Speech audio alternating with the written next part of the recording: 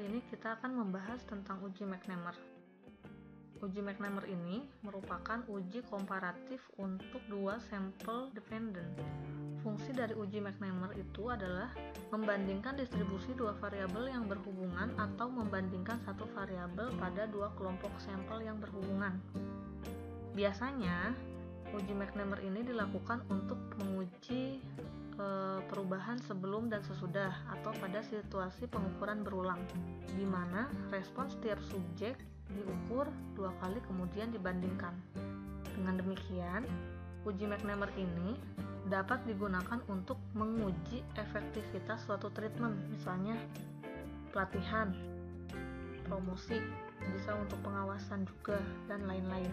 Atau tes ini juga dapat digunakan untuk menguji misalnya efek perpindahan dari daerah pertanian ke kota besar terhadap afiliasi politik seseorang. Uji McNamara digunakan untuk data yang observasinya berskala ukur nominal dikotomus. Contohnya, ya tidak, suka tidak suka, minat tidak minat, sukses atau gagal, dan lain-lain. Nah, untuk datanya kita susun dalam tabel kontingensi 2x2. Ini untuk ilustrasinya. Jadi, variabel yang pertama itu adalah variabel yang diukur sebelum ada treatment. Kemudian variabel yang kedua, variabel yang diukur setelah ada treatment. Dengan kategori yang tadi itu, misalnya ya tidak, suka tidak suka. Yang positif itu misalnya ya, dan negatifnya tidak. Jadi baik sebelum dan setelah perlakuan itu kategorinya sama. Nah, yang jadi perhatian kita adalah sel-sel yang mengalami perubahan. Kita lihat bahwa sel A ini mengalami perubahan dari kategori positif ke kategori negatif. Kemudian sel D itu juga merupakan perubahan dari kategori negatif ke kategori positif. Nah, ini dua sel ini, sel A dan sel D ini yang akan menjadi perhatian kita untuk dianalisis. Untuk statistik ujinya, uji McNamara ini dikembangkan dari uji chi-square. Jadi kita punya rumus chi-square ini dengan OI adalah banyak kasus yang diobservasi untuk kategori ke I, kemudian EI adalah banyak kasus yang diharapkan untuk kategori ke I. Sehingga statistik uji McNamara-nya itu adalah chi-square sama dengan A min D kuadrat dibagi A plus D. Nah, untuk uji McNamara ini mendekati distribusi chi-square dengan dB-nya itu sama dengan 1. Distribusi chi-square akan lebih tepat jika dilakukan koreksi untuk kontinuitas, sehingga rumus yang digunakannya itu adalah chi-square sama dengan absolut A min D dikurangi 1 dikuadratkan per A plus D. Untuk kriteria ujinya, H0 ditolak jika chi-square hitung lebih besar dari chi-square tabel atau p-value kurang dari alfa. Dengan p-value-nya itu adalah nilai peluang terjadinya kekeliruan tipe 1 yang diperoleh dari data. Nah, ini kasus ada seorang psikolog anak melakukan pengamatan terhadap anak-anak yang baru masuk sekolah pratek dengan mengasumsikan bahwa anak-anak pratek itu biasanya membuka hubungannya dengan orang dewasa, bukan dengan anak-anak.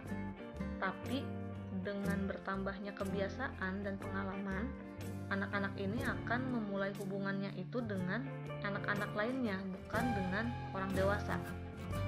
Psikolog ini ingin menguji hipotesis itu.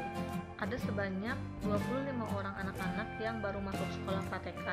Jadi pengamatannya ini dilakukan pada hari pertama masuk sekolah dan hari ke-30. Apakah ada perubahan atau tidak? Data hasil pengamatan disajikan dalam tabel kontingensi sebagai berikut. Untuk menjawab hal tersebut, maka langkah pertama kita adalah tentukan hipotesis statistiknya. Untuk H0-nya adalah tidak ada perbedaan antara objek pendekatan di awal di hari ke-1 dan hari ke-30. Kemudian H1-nya terdapat perbedaan antara objek pendekatan di awal di hari ke-1 dan hari ke-30 dengan menentukan nilai alfa sebesar 5%. Kemudian kita hitung nilai statistik ujinya. Kita peroleh nilai chi-square hitungnya itu sebesar 4,5. Kemudian kita tentukan kriteria ujinya. Kriteria ujinya itu adalah H0 ditolak jika chi-square hitung lebih besar dari chi-square tabel atau p-value kurang dari alfa. Berdasarkan hasil perhitungan, kita peroleh nilai chi-square hitungnya itu 4,5. Kita bandingkan dengan chi-square tabel, yaitu sebesar 3,84, maka H0 ditolak. Sehingga dapat kita simpulkan bahwa terdapat perbedaan antara objek pendekatan di awal di hari ke-1 dan hari ke-30. Untuk uji McNemar dengan SPSS, ini langkah-langkahnya. Oke, pertama kita masukkan dulu nama variabel di sini. Di variabel view-nya kita masukkan hari 1, kemudian hari 30 dan frekuensi. Kita isi labelnya. Untuk variabel pertama itu pendekatan awal hari ke-1, kemudian pendekatan awal hari ke-30.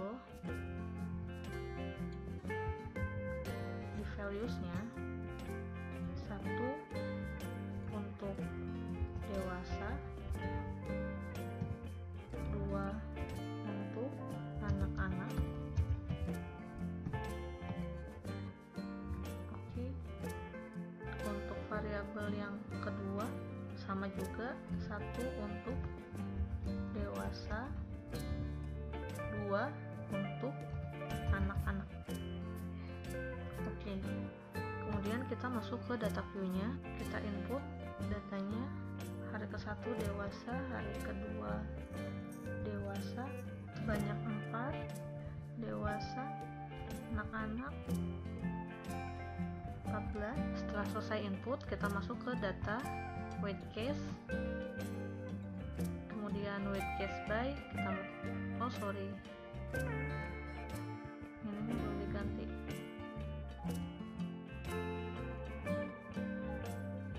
Nominal. Oke, setelah input kita masuk ke data weight case, kita masukkan frekuensi di frekuensi variable, klik OK. Selanjutnya kita masuk ke analyze non-parametric t-test to related sample, kemudian kita masukkan pendekatan awal hari pertama dan hari ke-30 ke test pairs ini. Kita klik McNemar.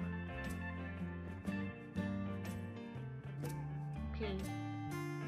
Nah, dari hasil output kita lihat nilai significant value-nya. Nilainya itu 0,31. Artinya berdasarkan hasil tersebut nilai p-value-nya itu lebih kecil dari nilai alfa, maka H0 ditolak. Maka kita bisa menarik kesimpulan bahwa terdapat perbedaan antara objek pendekatan awal di hari ke-1 dan hari ke-30. Ini menunjukkan bahwa hasil perhitungan manual kita tadi sama dengan hasil SPSS ini. Oke, sekian kuliah kita kali ini.